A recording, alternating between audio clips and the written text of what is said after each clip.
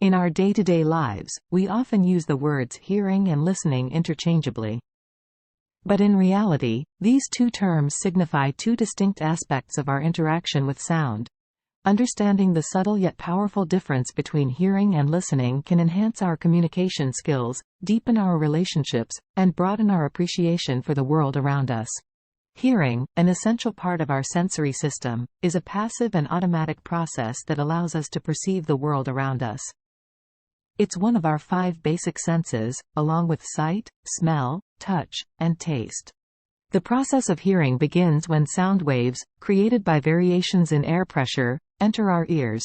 These waves are funneled by the outer ear into the middle ear, where they cause the eardrum to vibrate. These vibrations are then amplified by 3 tiny bones known as the ossicles and transmitted into the inner ear. Here, the cochlea, a spiral-shaped organ filled with fluid, converts these mechanical vibrations into electrical signals. These signals are then sent to our brain via the auditory nerve, which interprets them as distinct sounds. This complex process occurs without any conscious effort on our part. Whether we're in the midst of a bustling city or a serene forest, our ears continuously receive sounds like the honking of cars, the chirping of birds, the rustling of leaves, or the hum of traffic. We can hear these sounds without making any active attempt to do so. This automatic reception of sound, regardless of our awareness or attention, distinguishes hearing from listening. In essence, hearing is our body's natural response to the acoustic environment around us. It keeps us connected to our surroundings, alerting us to potential dangers and enriching our lives with a variety of sounds. However, it's only when we apply focus and intention to these sounds that we truly begin to listen. In contrast, listening is an active process. It involves paying attention to the sounds that we hear and trying to make sense of them. When we listen, we engage our brains to absorb, understand, and respond to the information conveyed through the sounds. Listening requires focus and intention. It's not just about the reception of sound but also its perception. In contrast to the passive process of hearing, listening is an active and intentional cognitive process that requires our full attention and engagement. It's not merely about perceiving sounds, but about interpreting and understanding them.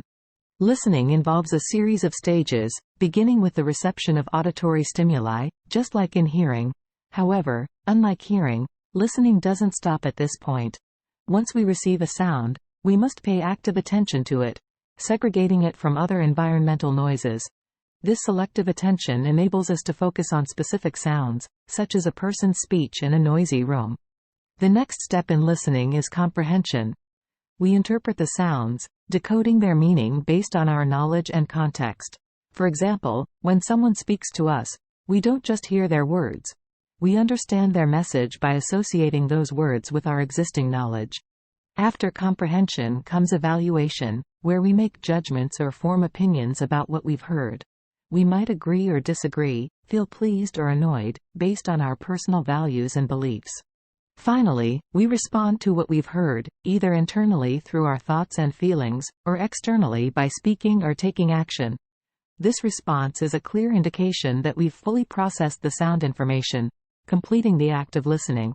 Listening, therefore, is a multi-step process that requires mental effort, concentration, and intention. It's an essential skill for effective communication, allowing us to understand others' perspectives, learn new information, and connect more deeply with the world around us. The ability to listen well can enhance our relationships, our learning, and our overall quality of life.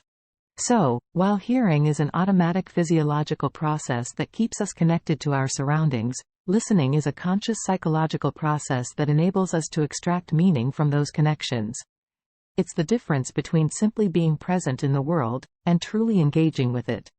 The difference between hearing and listening, while seemingly subtle, carries significant impact and depth. It's a distinction that not only affects how we perceive sound but also profoundly influences our interactions and understanding of the world around us. Hearing is a fundamental sensory process, a biological function that allows us to detect sounds in our environment. It's our body's automatic reaction to sound waves, a passive activity that doesn't require conscious thought or effort. However, this basic sensory experience becomes truly meaningful when it transitions into the realm of active listening. Consider, for example, the experience of enjoying a piece of music. When you hear a song, Your ears are doing the work of picking up on the various sound waves produced by the music. You can identify the song, perhaps even hum along to it. But are you genuinely listening? Are you actively engaging with the melody, rhythm, and lyrics? Are you allowing yourself to be swept away by the tide of emotions that the music evokes? Similarly, in conversations, there's a vast difference between hearing someone speak and actively listening to them. You might hear their words, recognize their voice, and even catch the general gist of what they're saying. However, active listening involves much more than this. It requires you to focus your attention, understand their message, empathize with their feelings, and respond thoughtfully. It's about comprehending not just the spoken words, but the unspoken emotions and intentions behind them. In essence, the distinction between hearing and listening lies in the depth of our engagement with the sound. While hearing is a passive reception of sound, listening is an active interpretation and understanding of that sound. It's the difference between merely being an audience to the symphony of life and becoming an active participant in it. This subtle yet powerful difference has the potential to transform our relationships, our learning, and our experiences. By fully concentrating on what the speaker is saying, you can better understand their message and respond more thoughtfully. By transitioning from the idle state of hearing to the engaged practice of listening, we can not only enhance our personal and professional experiences but also deepen our relationships. Challenge yourself to engage more deeply with the sounds around you, to seek understanding, and to cultivate the art of active listening.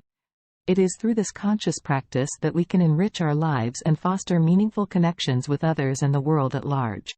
For more inspiration, visit www.carlacorelli.com.